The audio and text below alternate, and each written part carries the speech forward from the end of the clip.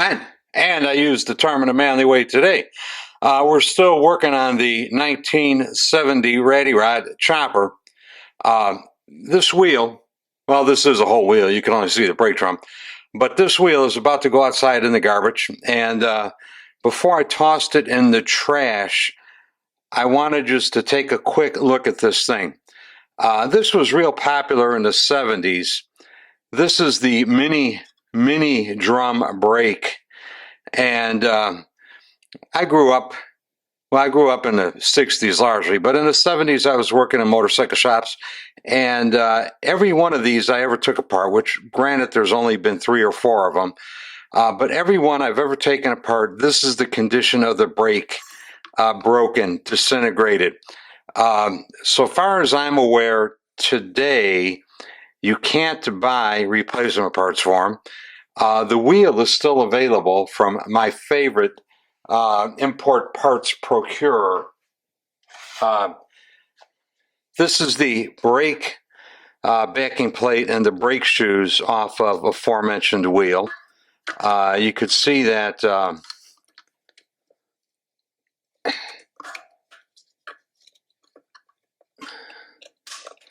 you could see the brake shoe material is completely broken off of the backing on both sides. You could see where the steel has been rubbing on the drum. This thing is junk. It will fail you when you need it most. This particular owner likes the look of this, and he would like to have one of these back on his bike. And believe it or not, they are available still. You could still buy them, but I strongly recommended against it. I recommended that he get an actual brake. He doesn't want a brake. He wants one of these. But what we settled on is this. For the time being, he's going to be driving around a bike with no front brake at all, because I'm buying him a spool that is drilled for disc brakes, dual disc brakes, if you so desire. So we're going to put that on the bike. He's going to drive around. And he said, what do you want to do that for? I said, because about the 3rd time, you fucking have to, you know, scoot up the shoulder of the road because the rear brake won't stop you. And you say, fuck, I wish I could stop this thing. You'll be able to bolt a couple of discs to the wheel I put on there and hook up a front brake fairly easily. These things, I would caution against them. I've never seen one. I've never taken one apart where it came out, you know, like a normal brake. It's always broken up, busted bullshit. So you don't want one of these, I don't think, anyway. On to the rest of the projects of the day. This is going in the garbage.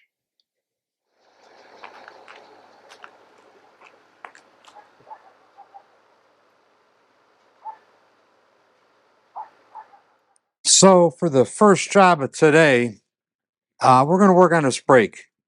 There are new brake shoes installed here because the old ones were cracked and pieces broken off. They were screwed up. When the brake is installed normally on the bike, the pivot is on the top, and when the pivot is on the top and you pull on the rod, it actuates the brakes. And the shoes ride up on these curved surfaces, this ramp or this cam. On this bike, because of clearance problems with the brake rod and the chain and the sissy bar and all that, the previous builder turned the brake upside down so that the lever now is on the bottom. And when it's on the bottom and you step on the brake pedal, you pull the lever the other way.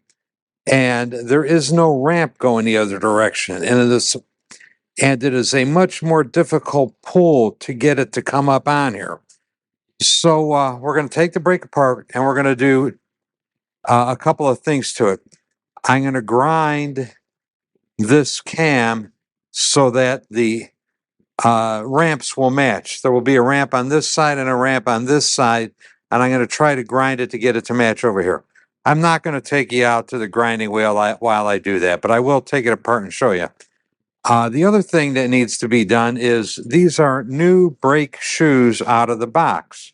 And if you look at the Harley manual, and I don't know how well you'll be able to see in this picture, but it's got a section here that says beveling brake lining. And they want you to bevel these edges, the leading edge, no, for the leading edge and the trailing edge, or just the leading edge. I'll probably bevel them both because it takes like 10 seconds. And they're referring to this edge right here and, these edges. If you don't bevel them, and I know this from experience because I've put brakes together without doing it, if you don't bevel the edges, the brake is very grabby and dangerous. I mean, you'll step on the pedal, nothing will happen, and boom, the wheel will lock up on you. So this is very important to go ahead and do this. So we're going to grind the cam, we're going to bevel the edges. Several videos ago, I had a viewer ask me, how do I get these off and on? Because fighting those springs is a giant pain in the balls. And I made this tool.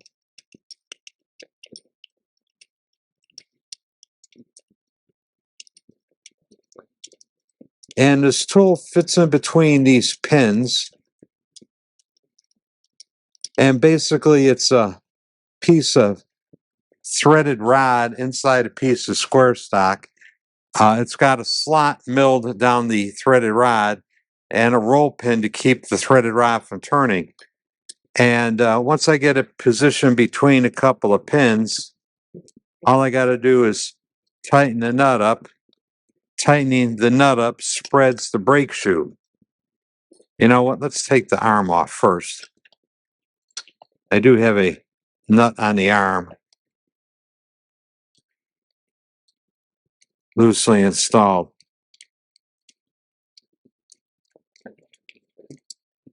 Anyway, you spread the brake shoes.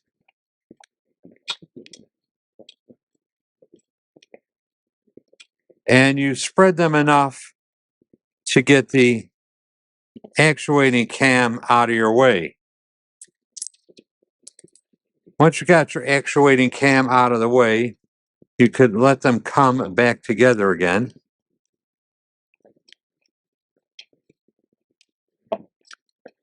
And these springs will hurt you. They're pretty stout.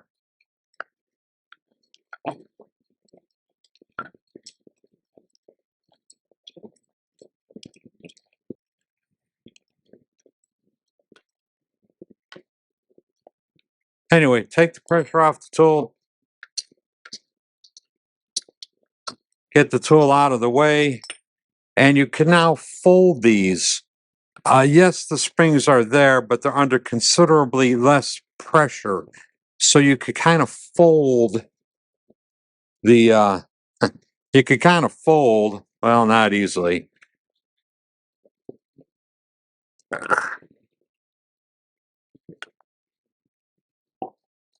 You could kind of fold the brakes and get them out of the way. So we're going to go out to the dirty shop. I'm going to grind this off and I'll show you what it looks like when I'm done. I was out on the big disc sander and I put a ramp on this side and I put a ramp on this side. I tried to get it to match as close as I could the original, and I tried to get it to be even from side to side as close as I could. It's close. It's not perfect, but it's. I think it'll work better than it did before. Anyway, let's take care of the little chamfer on the brake pads. You could probably use a file for this. You could probably use sandpaper for it. I'm using an angle grinder.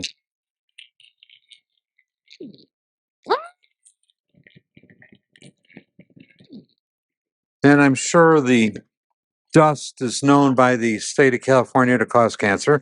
That's why I try to blow it away from me.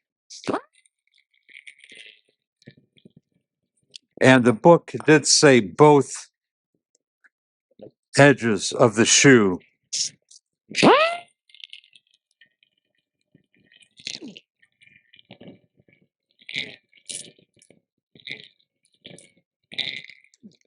That should do it.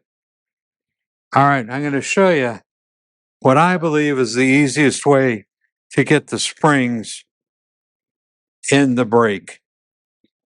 Get a little grease on your pivot pin down inside the groove. Get a little up here on the end.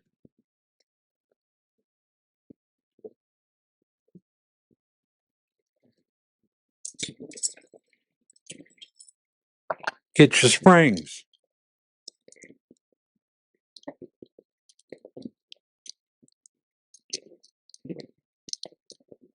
Get them on the pins. Sometimes that's a real pain in the balls.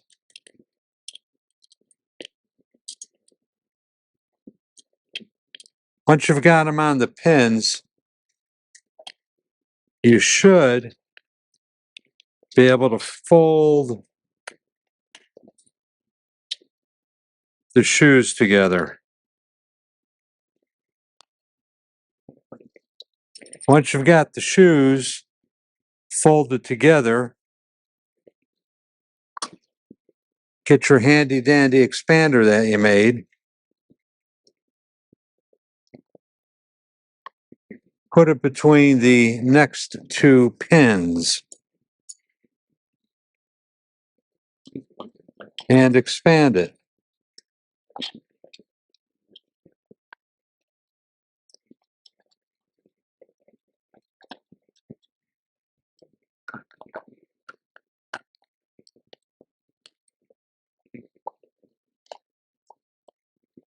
After you get it expanded far enough to get it over the pivot pin, compress it again.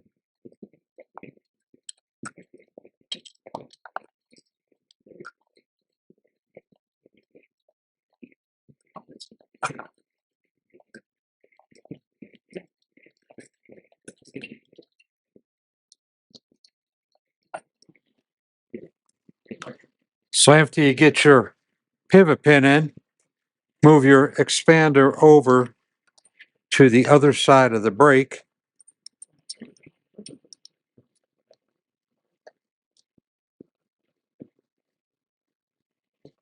And lost my wrench. There it is. And expand it.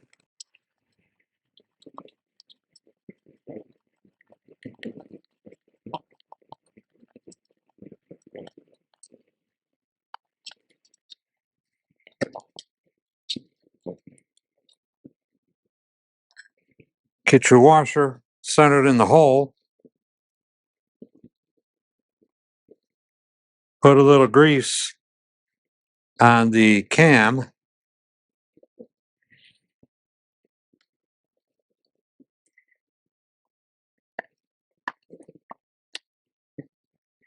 Let your expander relax.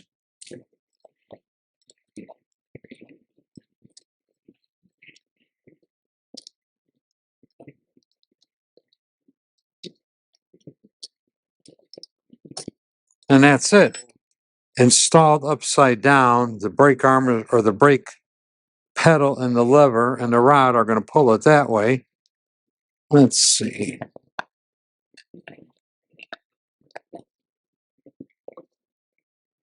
Nice. Very nice. That's going to work great. Of course, this is the lever that was on it. What a sad state of fabrication this is. I think the stock lever might work. If it doesn't, I'm gonna cut it up and modify it. Hopefully, I'll do a nicer job than this. But anyway, that's that for this.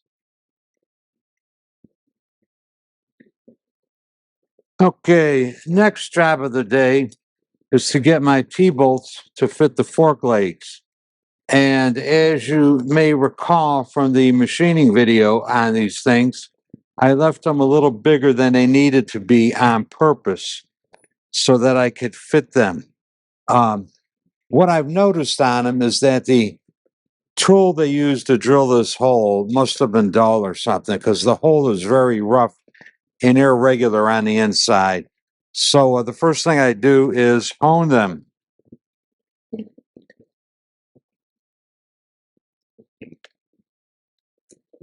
Let's see if I could get oil all over the camera.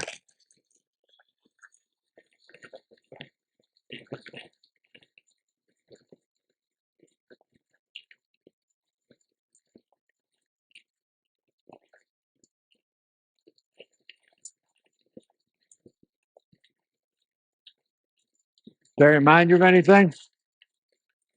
Doesn't remind me of anything.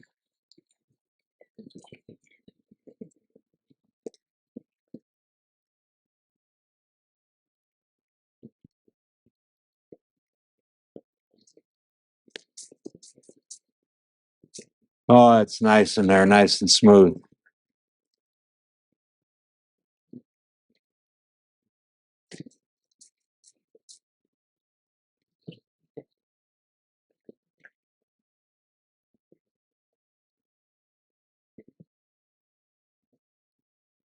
Yeah, I think that one's going to go right in there. Well, let's measure it anyway.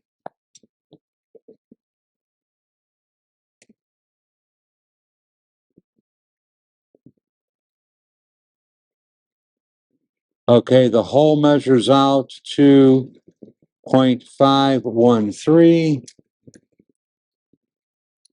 The T-bolt measures out to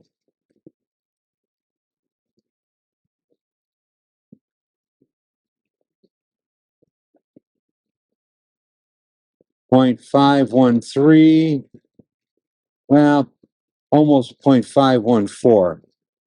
So we got to take, half a thousandth off of here. I'm going to do it on the drill press.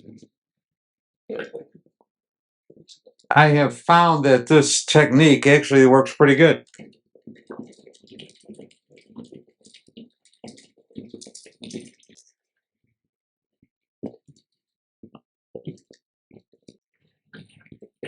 I think that's all it's going to need. Let's give it a try. A little tappy tap tap will drive it in.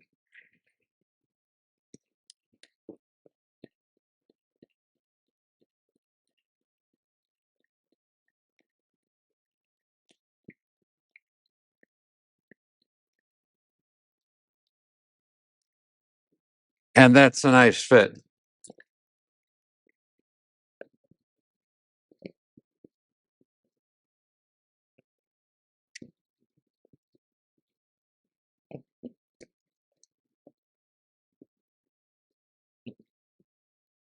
I am going to put some Loctite on these nuts when I get it up in the bike and do final assembly on it. Much nicer than it was before. 3 more to go, and that'll take care of this project. And you know what? For now, I am out of here. Hey, thanks for watching. Please subscribe, get yourself a coffee cup, a sticker, or join me on Patreon. Thank you. Thank you.